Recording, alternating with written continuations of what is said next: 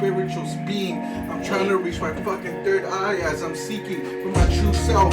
Now I never needed no help. I never needed your fucking trust. I just needed.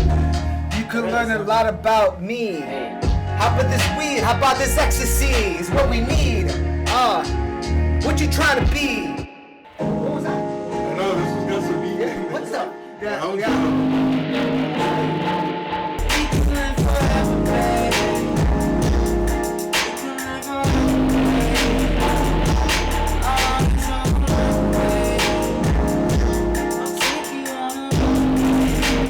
Gotta give you a hand, bro. Hey, thanks, man. So, this is Free Thought Podcast number 5. For sure. With none other than Zilloh. And I have to say that I like everything. The album cover, the Sweet. songs. It's not too long, but I think it expresses something that is ready for something bigger. And that's why I see why I believe in you. I believe in what you're doing, right? Thanks, so that's why I man. want to do this. Because it's something well put in terms of the album cover, in terms of the mixing. So I have a lot of questions to ask you. And Cool, man. Yeah, I'm excited to answer them. It's been a big process, and doing everything myself and self-producing it has been a challenge, but it's more rewarding in that sense. You know? What was the motivation behind this project? So behind the project, I mean, see, I've always done production and work with people, but I've never really gave myself that confidence to like, hey, you got to just put yourself out there because, a lot of the times like the song is incomplete. Why? Because it doesn't have vocals. Vocals is what drives the music. And, I've always kind of sang on the low, but, always been in like just kind of studio mode for the most part. But then towards the end of this year, a lot of projects I was pushing out and trying to get, working and just kind of fell through and didn't work out. So I decided, it's time to kind of just push myself out there. I play guitar. I can reference pitch, so I gave it a shot and started writing some songs and people actually really dug it. And they're like, you should put it together. And I decided, to do the typical way where you put a single out and a video, but then I decided not to because I felt like I'm so diverse in a sense of music and skills and types of music that I write that I figured giving a good 7-song EP would give people that first like, oh, this is like introduction, So that's the... Who the fuck taught you how to sing and play guitar and master? Okay, but let's start with the first part. I guess singing. Where did you start singing? Singing, honestly, just like everybody in the shower, in the car, you know what I mean? Always behind the scenes. I feel like I looked up to a lot of singers that I work with, and kind of, grasped energy from that, learned how they control their voice, and I kind of challenged them, and I'd see like the challenges that they could bend and break a vocalist like really easily, and I felt like by learning my own, the only person stopping was myself, so I just kind of basically wrote a lot of the melodies on guitar, honestly, and then I'd track them in the Logic, and then I'd listen to them and I'd put lyrics to the melody, and then I'd kind of hum it and think of what tone would reach each song the best. And that's why throughout the album you hear a bunch of different vocal tones, because I'm still kind of discovering what people like the most. How when you hear a singer, it's always like, oh, that's Khaled or or Khalid, right? Like finding something that's unique about you. Yeah. I guess the branding, because that's something that it's off-putting for artists. Yeah. We don't want to talk about brand, but you are a brand, so yeah, in a sense, you have to find what your brand is. And that's kind of where like it all kind of comes together. It's like I had a bunch of songs that could have been potential songs for other artists, but I never really showed these songs to anybody, and I kind of just started writing it myself and decided, I should just put them out as a whole package and see where it goes from there. I mean, I definitely have a lot of rock stuff and metal stuff that traditionally people know me as like a rock metal player, if from other bands that I've been in. Shout out some of the ends. But so it's a different approach, and I know that, and I feel like some people might be turned off by it. Maybe people are fans, but I'm excited for the new fans because you meet new people just like you, man. I mean, you offer yourself to share and trade services, and I feel like that's a good thing, and not many people are doing that nowadays. It's always like me.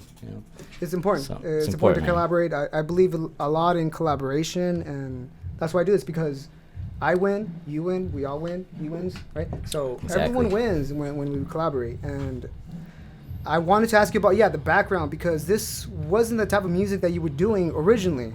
And so that's my next question. But my question right now is, when did you start doing music? Music per se, man, I think kind of first seen my dad play the guitar when I was younger, but I first started doing music when I was like 16.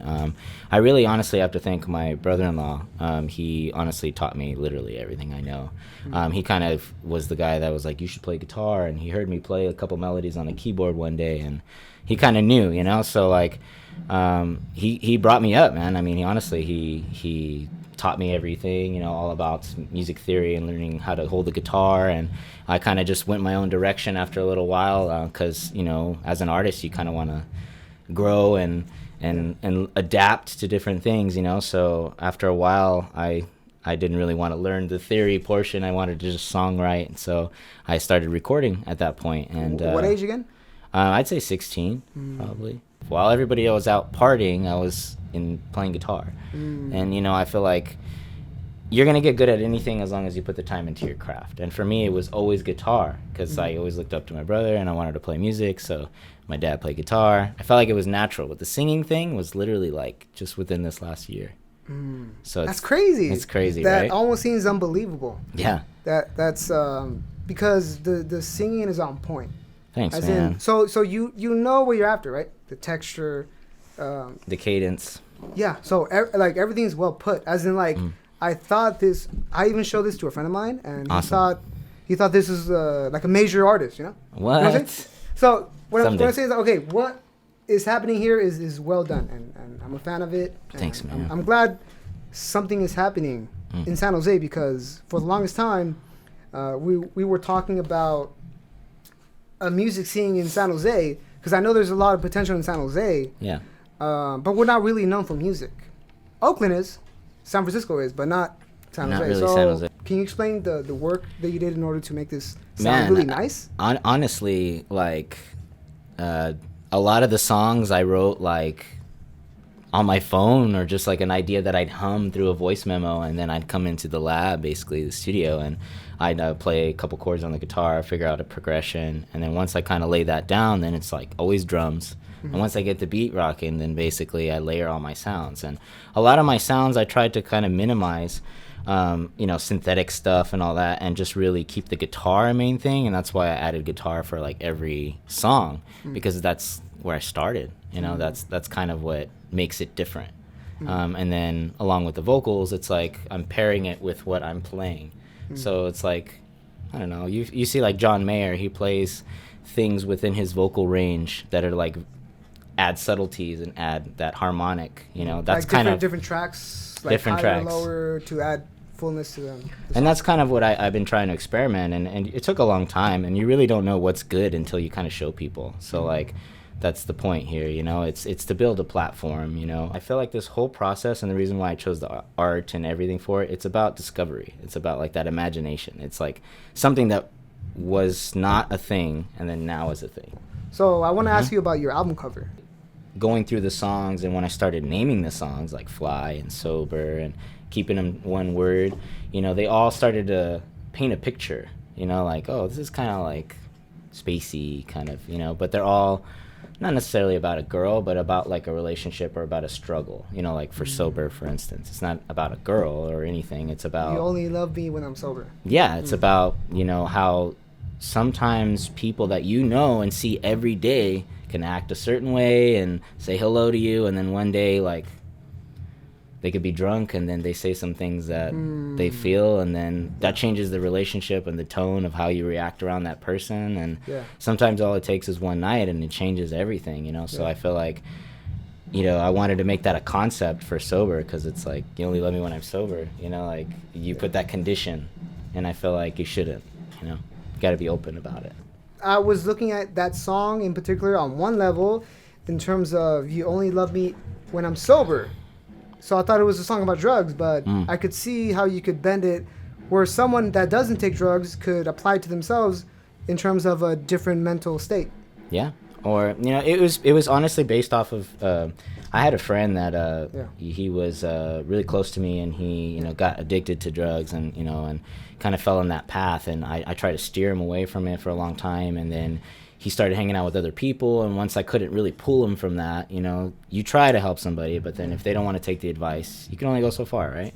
So I kind of stopped hanging out with that person, and then after a while, you know, it just got worse and worse, and then they went off to some treatment program, and then when they came back, they just became like, in a sense, reborn. Now they're like totally different. They found Jesus, and Jesus Christ, you know. Yeah, exactly. I love that guy. He's in Modesto and shit. Yeah. Yeah, you know, but it's just basically like turned into that thing where, like, I did only like him when he was sober.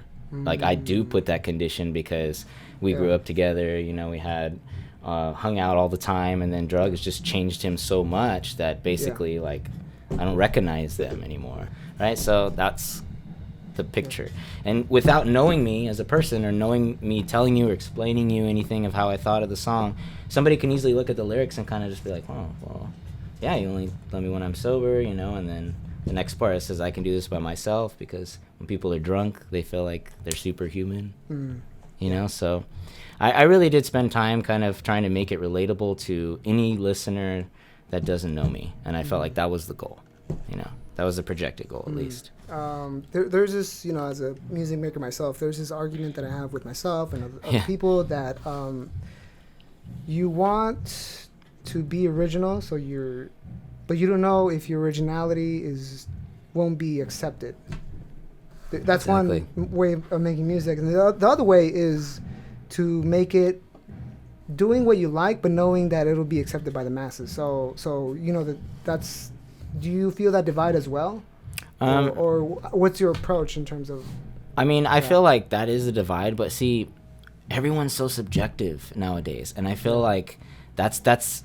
I mean, honestly, like, just wait till the end of 2020, you're gonna see like I wanted my name or myself as an artist to be viewed as eclectic in a sense. Basically, I wanted each song to be different. So, like, you know, Gone, I literally wrote, like, from a beat on my phone. I just wrote in GarageBand, and then I exported the sample and then had it just looping. And then, I don't know, something kind of just bugged me one day. It's like, you call me when you need me. Somebody called me for a favor, and I tried calling them over and over, and you know how that is. Yeah. And I'll be there for you, and then they don't show up.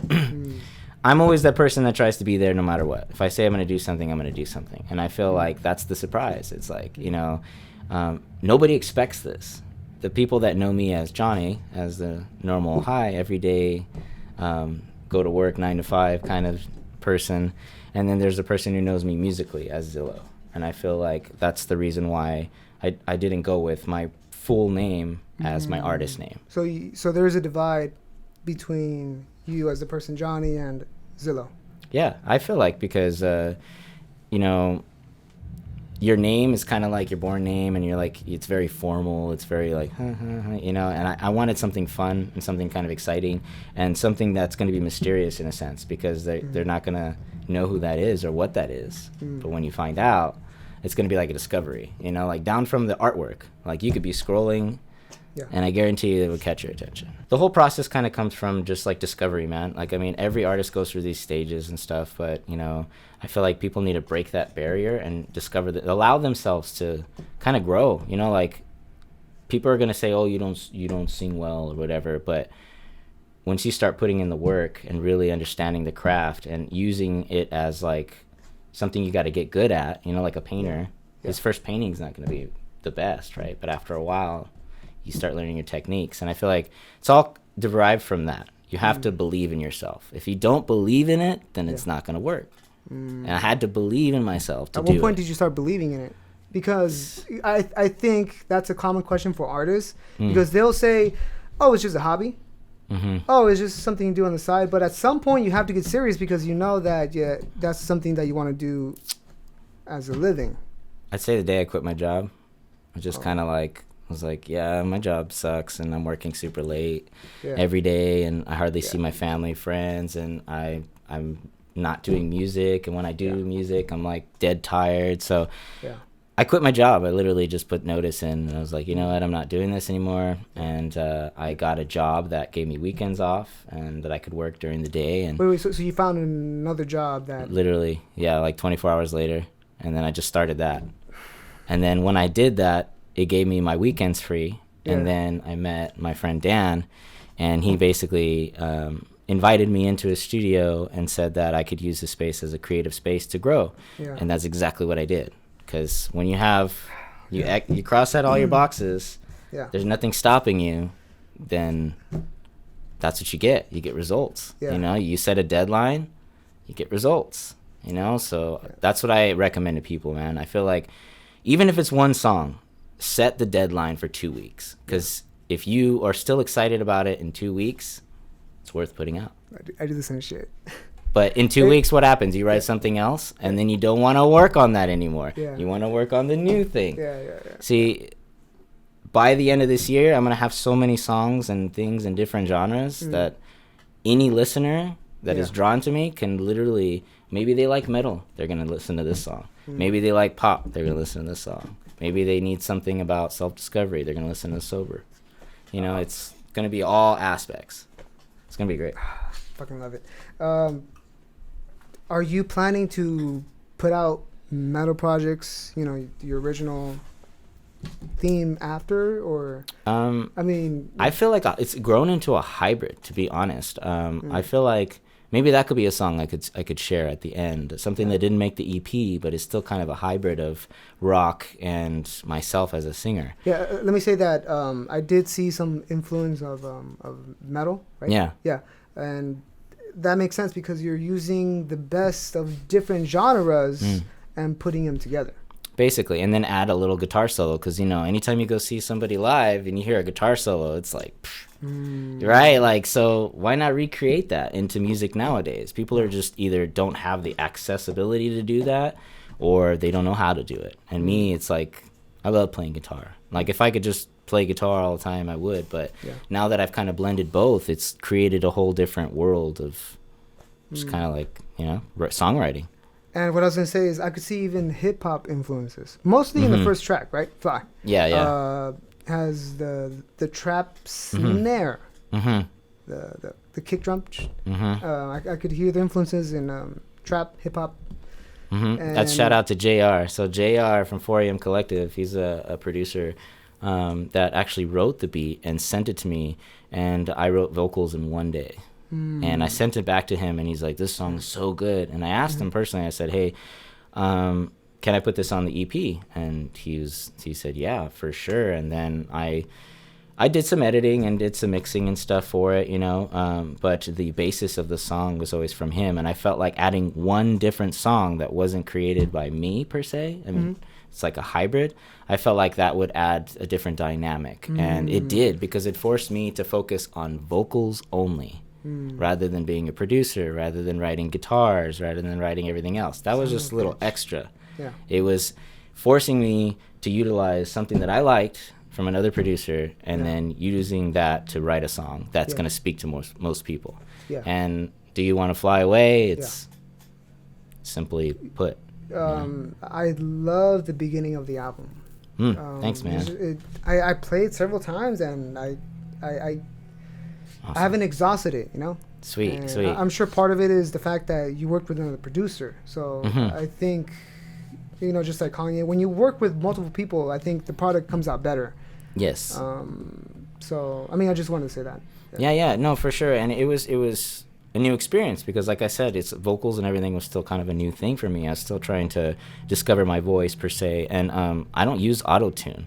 So I do some correction here and there, you know, for to make sure everything, but I don't use any auto-tune. Like, I wanted my sound to be specifically me. Yeah. Like, if you like my voice, you like my voice for me. Yeah. Because everybody's trying to have that masked color sound, but T-Pain already did it. He's amazing at it. He's a good singer as well. He's a great singer as well, but he's like a mogul, you know, like, you know, you don't need to recreate that over and over and over again and then call yourself like original. Yeah. And that's why I feel like all these, like, you know, artists try to just, they drawn to what's popular, and then they only want to do that. They only want to hear beats like that. And for me is, I created everything, like from scratch, from down to the snare, you know, the patterns and everything. It wasn't based off of anything else. I'm glad that the trap influence was really minor, because I'm thinking of, like, what's after trap, because we had it this whole decade, and we have to move to the next level. New music.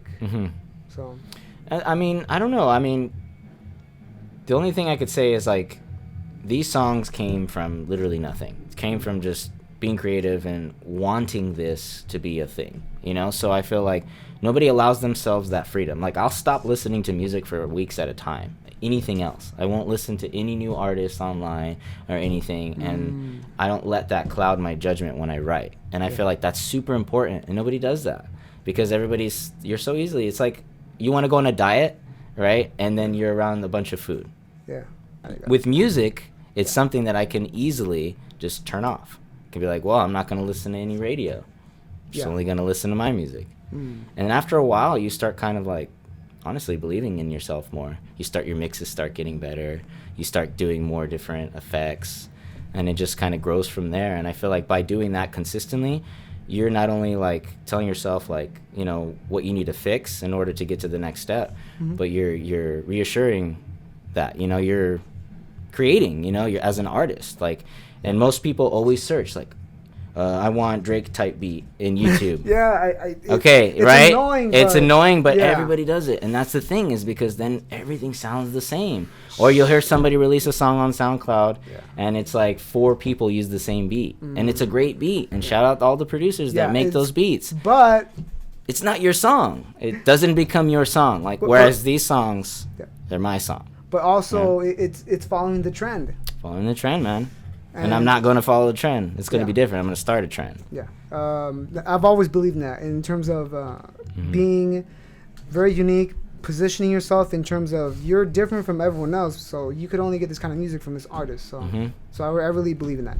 Exactly, man. Yeah. And it's about networking too, you know. I feel like the more you meet people and kind of, you know, play with other musicians, I highly recommend that, you know, even if they're not in a band or things don't work out or whatever it may be, you know, but put yourself out there into situations to grow, you know, like work with people that are a higher caliber than yourself, you know. And that's why I just been doing this for a little while, and I've done all the starting steps, you know, of, you know, creating your own logo and doing all that steps. So when I get a new person, and what I mean by new person is an artist that's really undeveloped, I will help them get to my level because I want to achieve the same success as anybody that I work with. Because I feel like that's what's going to bring it up.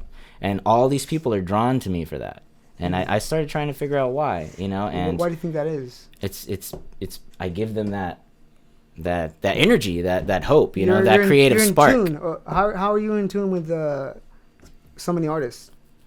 Well, I mean, I think you just have to just see. I would just say book a session with me one day, and after I kind of figure out what you like, we'll write a song in a day, and you'd be surprised. Like, it's songs take a long time to make, but I feel like if your mind is in the right space, if the overall goal, I want to finish this song by next week, is there, then the way you approach the song is going to be different because you're being serious about it. Whereas if you go into the studio and you're all fucked up and you're drinking hella shit or you're smoking hella weed or whatever, and then you're trying to go into this, you know, what happens is it's crap. And then you don't really believe in yourself because you're listening back to crap. You're not really giving yourself like... Yeah. Wait, so do you believe in solely doing music sober? No, but you know, I think that's a good approach. I want to do things sober, but like I hate the fact that I've recorded things and in different mindsets, you know, with, you know, alcohol or various substances, and I like what was done, but I don't want to have to depend on the substance in order to achieve that sound. Yeah, so I'm like, I know I could do music sober. I know I could do music on this, you know. So I feel like it's whatever makes you happy. I mean, I'm saying a shot or two, but like, but if you're going, I totally get the fact that if you're only way sober, then you know. It's like going to work. Yeah. I think of it that way because the people that are actually doing this for a living, this is their job. Yeah. This is their life. Yeah. So until you start looking at it as something that you want to do for your life, it's a hobby. So decide whether this is something you want to do or it's going to be a hobby forever. And then all you're going to have is, oh, I could have done this, or I wrote this song, but it never got released. And for what? Like, I have over 200 songs in my phone that I've written over the years that I've never just put out, just from maybe you don't have a band member to portray the image of it up. And that's what I'm changing, is now that everything is streamlined where you can literally produce your own song with a little knowledge. Yeah. You know, I feel like it gives every artist the ability to be discovered, rather than before. It's like, to get your demo out there, you'd have to stand outside the gas station with blank CDs trying to hand them out. Back in the day, yeah. And I did that too for like the metal days, you know, and that's what we had to do. But I feel like nowadays, since everything's so streamlined, like it's all about visuals and about like the message of it, you know. So I spent a lot of time on that because I felt like that was so important. Yeah. You know, Video's the future. Video's the future, man. It's on YouTube. That's what I believe is, you know, the channel now, because you don't have to rely on a label. Exactly. Yeah. But yeah, man. I mean, I know it's crazy. It's a crazy concept, but I just, you have to believe, man. Like, you have to believe. Like, if you don't believe in yourself and you just sit there and constantly like look at all your flaws and, you know, focus on that every day, then you're never going to be happy. I feel like the thing that makes me happy the most is obviously, you know, music and family and stuff. But I honestly, you know, stopped playing music entirely for 3 years of my life, if you could actually believe it. Because I was just so in tune with like, oh, well, I have to get married and I have to do this and life. Yeah, life, and check off the list and pay your bills and go to school. And I say, fuck that. I say, do what you want to do. And if the person you're with doesn't support you for who you are, how you are, what you want to be, then it's not going to work. So cut those ties and start again. And once I did that, I discovered Zillow. Yeah.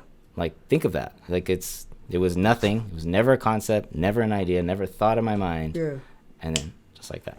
I gotta ask you something. Okay, so this goes for any artist, that there's no guarantee that, you know, you make a hit and then that you're gonna be consistent. There's no guarantee of consistency. So I mean, even as a starting artist, like, what keeps you motivated, going? You know, how do you know that you're not gonna be a one-hit wonder and things like that? Okay. I mean, you could honestly be gone tomorrow. Like, just think of that. Somebody could walk out on the street and be the best person in the world and get hit by a bus. Then what? You know, you lived your life based on conditions that other people had set, based on a 9-to-5 schedule, based on some other person's well-being. You go to work for your boss, for his boss, for his boss, right? You go to work as a musician, you go to work for yourself. So, right? Like, think of that. So obviously you believe in it. I believe in it, man. I believe that I was given this talent for a reason. You know, I feel like. So whatever happens, even if one crashes and burns, you know, then at least I released music that spoke to me. Okay. That I felt like spoke to you. That I feel like could speak to many more. It spoke to me. Yeah. And if it didn't, then we wouldn't be here. You know, like I met a couple people through Instagram, you know, and they ended up throwing an entire event after our collaboration together and our exchange of, you know, tips and tricks. And they put out an EP and everything, and it was amazing. And shout out 4AM Collective. They're awesome. But yeah, man, just networking, you know, just network with people. Sometimes you're going to find people that you help and you do all kinds of things for them, and then they burn you in the end, you know, but you can't look at it as a failure. You have to look at it as like stepping stone. You know what I mean? Once you kind of start analyzing, I mean, I guess the only way I can explain it, man, is like, it really becomes a job. It really becomes something that you nonstop think about, because if you really love what you do, it's always on your mind, right? Like, if you're a photographer, you always want to take pictures. You always want to have the best camera, you know, be prepared. For me, I always want to be near an instrument. I always want to be around music, you know, and so why am I working a job that pays well where it doesn't make me happy? Everybody does that. And then there's so many talented people that just sit at home playing guitar by themselves. Facts. So fuck that shit. Facts. Change it. Facts. And then when you change your mentality, man, like, fuck, the world is yours, dude. You could do anything. It takes a lot of years to do this. Yeah, and it's unfortunate, and as a society, we just mask the symptoms, the sadness, the pills, and what we're saying is that when you know what you're looking for, you wanted music, right? So once you've got it, then you were more fulfilled. Exactly. Yeah. I felt Yeah. better, you have something to kind of like drive you, a release date or something like that, a music video up and coming, Yeah. And it's all based off of something just, created. I basically, with these songs, they're all just, you start with a blank canvas. I mean, you open a Logic session and you decide what tempo and you kind of just run from there. Yeah. And to me, that's crazy because it's like painting a picture. You're just musically crafting it, and sonically, it's nice to be able to, add in layers of vocals, not like the old school days where you had to kind of like play it all the way through. So I feel like that adds a lot too. Yeah. Let Let me get technical. What is the most tracks that you have in a song? I think Gone has 160 tracks. 160. Yeah, it doesn't sound like that, but definitely does. For like Gone? For Gone, yeah. Could you explain like why you had so many tracks? I want to. A lot of layers. Yeah. A lot of layers. I like to layer my kick drums so they sound different. Is it layered in the vocals, the drums? Is everything layered or? Pretty much everything's layered except for, I'd say, like the bass. Well, you give that to is it mix and master, or who did you give it to I mixed it, and Yeah, then okay. I basically sent it Master? to a professional mastering engineer because I wanted somebody who's been doing it for a while with some analog gear to run all the stuff and make Yeah. it commercially, where it needs to be. But the mixing always came from me. I just exporting it every day. But I assume that when you give it to the master person, you had less tracks, right? Yeah, How it much- becomes one track. The whole thing one track. Hmm. You could mix. So you I could mix master it. with just one track. Yeah, you can. You just have to make sure that your levels give you headroom. Okay, because stems, right? You can do So- stems, but it's so always you more only money. have one stem. One stem, That's crazy. and then they master the tracks. Yeah. There's a lot to learn. Yeah. As long as your mix is right, then that's all you need to do. If you send out stems, then you're kind of allowing the other engineer or person to add all their effects. Because remember, they tell you to always send it dry and all that. But what happens to the color and the character of the song? Wait, so Changes, right? there's a school of thought of sending stems, right? Yeah. And there's a school of thought of sending just one. Hmm. What You send one track. how You're did sending. you learn? How did you know that one would do it?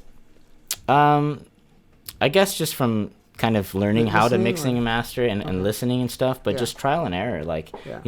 I used to use Lander a lot, and Lander Lander is great to Yeah. like kind of submit your mix and then get a nice loud mix, compressed AI mix, yeah, mixer, yeah. basically. But it's AI mixer, it's a robot, so Yeah. you can get a certain sound, but it's about texture, man. I feel like what I wanted to portray in this album is I wanted the reverbs and the delays and everything and the way my vocal delays out to be the way I mixed it in, the way I envisioned it the first place. If I just sent stems, all of those effects, all of that automation, all of that stuff that I worked on is gone.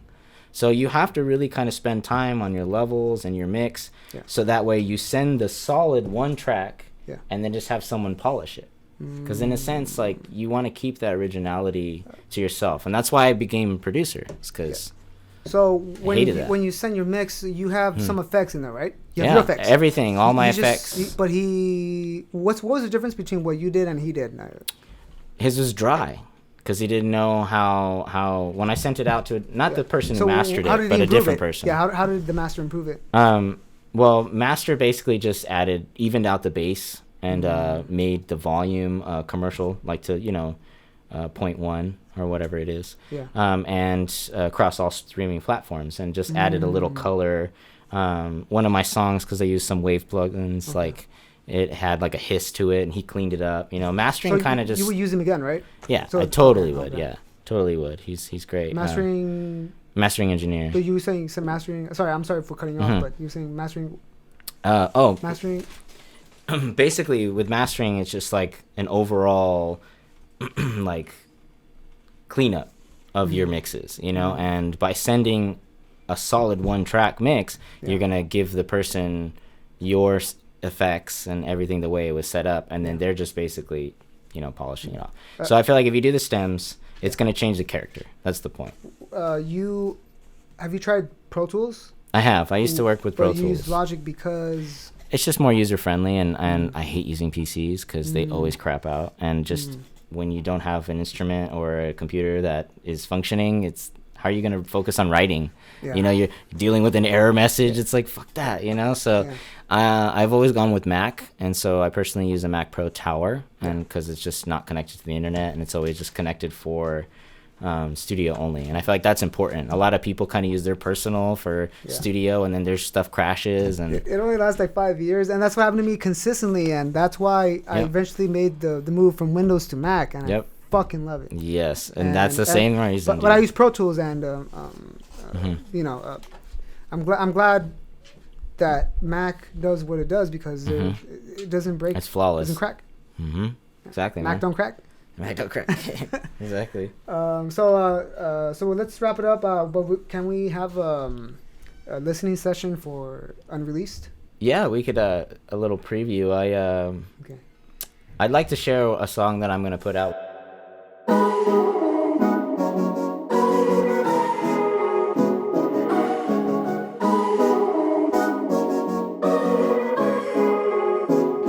Seems like yesterday we were dancing on the street. Shorty, no emotion, no magic with the feet. I'm feeling real vibes, now my life's complete. We done been through it all, know our love is deep.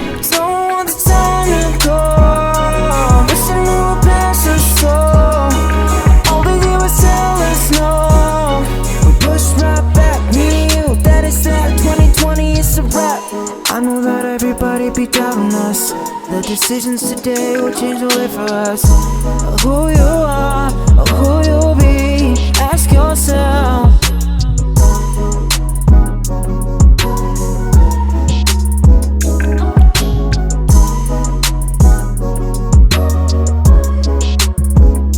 Seems like yesterday we were dancing on the street. Shorty, no emotion, no magic with the feet. I'm feeling real vibes, now my life's complete. We done been through it all, know our love is deep.